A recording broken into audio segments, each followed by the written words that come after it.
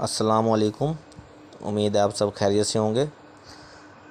9th class biology के अंदर chapter number 1 हम डिस्कस कर रहे थे, इंट्रोडक्शन टू बायोलॉजी। इसमें जो टॉपिक हमने शुरू किया हुआ था वो था कैरियर्स इन बायोलॉजी। इससे पहले वाले लेक्चर में हमने कुछ कैरियर्स डिस्कस किए थे। आज हमारे पास जो है ये है हॉर्टिकल्चर। अब हॉर्टिकल्चर क्या है? It deals with the art of gardening. A horticulturist work for betterment of existing varieties and for the production of new varieties of ornamental plants and fruit plants। तो हॉर्टिकल्चरिस्ट क्या है? ये एक art है gardening के हवाले से। इसमें वो क्या करते हैं? हॉर्टिकल्चरिस्ट जो होते हैं वो बेहतर करते हैं। किन चीज़ों को बेहतर करते हैं? हमारे पास फ्रूट्स प्लांट्स को, जैसे कि यहाँ पर आपको तस्वीर के अंदर दिखाया जा रहा है। इस पिक्चर के अंदर आप देख रहे हैं कि हमारे पास ये फ्रूट्स प्लांट्स को काफ़ी बेहतर तरीके से ग्रो करवाया जा रहा है। और दूसरा हमारे पास है ऑर्नामेंटल प्लांट्स। ऑर्नामेंटल प्लांट्स ऐसे प्लांट्स होते हैं जिनको खूबसूरती के लिए लगाया जाता है, जैसे कि इस पिक्चर के अंदर आपको दिखाई दे रहा है। ये हमारे पास प्लांट्स कहलाते हैं ऑर्नामेंटल प्लांट्स। अब इस फील्ड में स्टूडेंट्स किस तरह से आएंगे? तो biology students can adopt this profession after their higher secondary.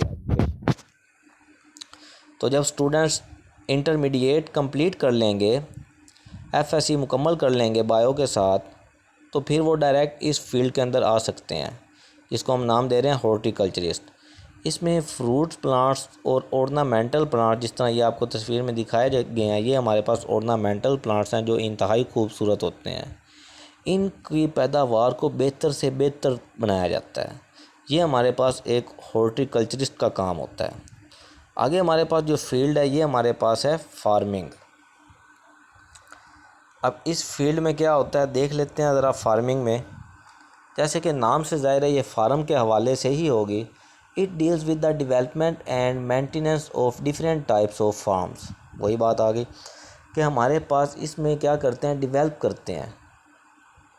किन को? हम मुख्तलिफ़ किस्म के फार्म्स को डेवलप करते हैं और उनको बेहतर बनाते हैं।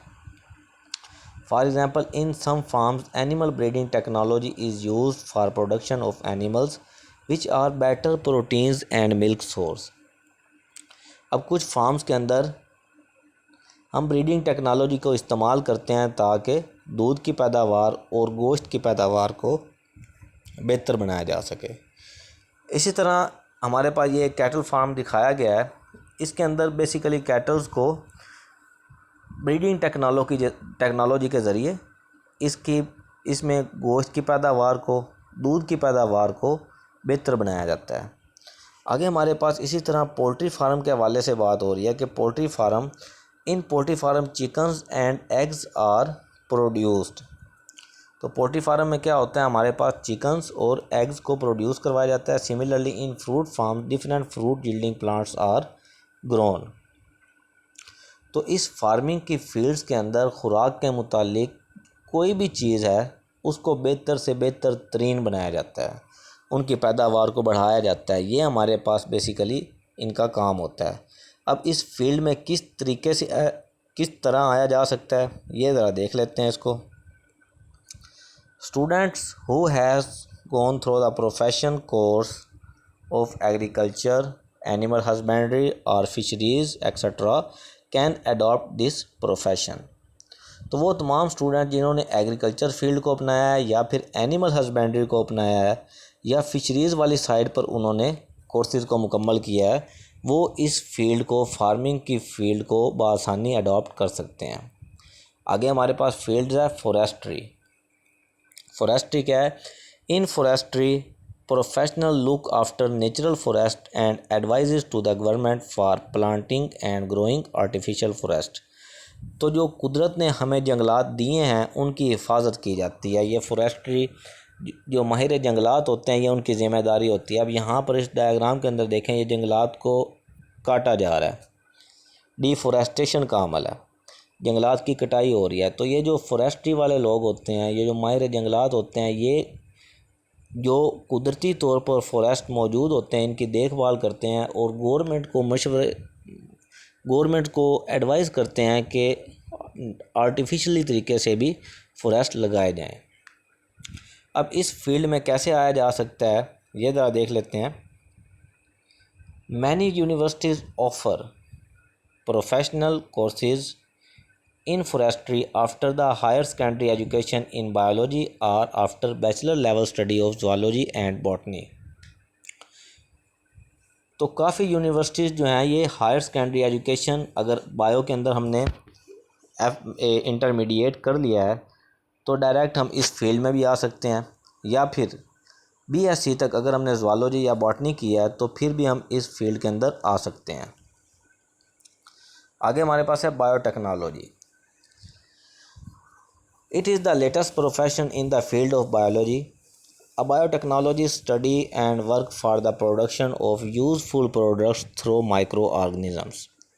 तो बायोटेक्नोलॉजी एक लेटेस्ट फील्ड है, इसके अंदर भी स्टूडेंट्स आ सकते हैं। इसमें किया क्या जाता है, जो एक बायोटेक्नोलॉजिस्ट होता है ये माइक्रो ऑर्गेनिज़म्स के ज़रिए यूज़फुल चीज़ें पैदा करवाता है। जैसे कि हमारे पास काफ़ी मेडिसिन्स, काफ़ी लाइफ सेविंग प्रोडक्ट्स, जैसे कि हमारे पास इंसुलिन है।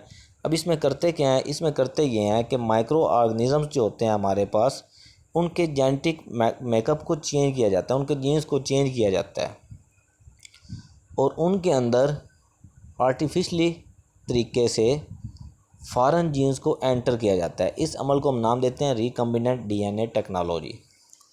इसके ज़रिए क्या होता है कि हम उन माइक्रो ऑर्गेनिज़म जैसे कि हमारे पास बैक्टीरिया वगैरह हैं उनसे हम अपने मतलब की प्रोटीन, जैसे कि हमारे पास इंसुलिन है जो डायबिटिक पेशेंट्स को लगाई जाती है, वो लोग जो कि ज़ियादत के मरीज़ हैं, शुगर के पेशेंट हो चुके हैं, जिनका लबलबा, जिनका पैंक्रियाज काम नहीं कर रहा, उनके लिए इंसुलिन तैयार करवाई जाती है। कैसे? अब एक बायोटेक्नोलॉजिस्ट क्या करेगा, ये बैक्टीरिया के जेनेटिक मेकअप को चेंज कर देगा, रिकम्बिनेंट डीएनए तैयार करेगा। अब जब वो रिकम्बिनेंट डीएनए आगे ग्रो करेगा तो वो हमारे मतलब की प्रोटीन तैयार करेगा, जैसे कि इंसुलिन। अब इस फील्ड में कैसे आया जा सकता है, universities offer courses in biotechnology after the higher secondary education in biology and after the bachelor level studies of botany और ज़ूलॉजी। तो हम बायोटेक्नोलॉजी की फ़ील्ड में आ सकते हैं। कैसे?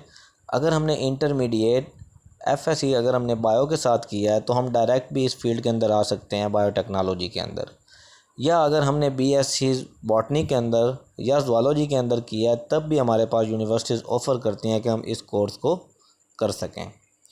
तो ये हमारे पास था बायोटेक्नोलॉजी के हवाले से। ये आज का हमारे पास जो 9th क्लास के अंदर आपके पास जो कैरियर्स हैं उनमें हमारे पास ये लास्ट वाला कैरियर था जिसको हमने नाम दिया है बायोटेक्नोलॉजी।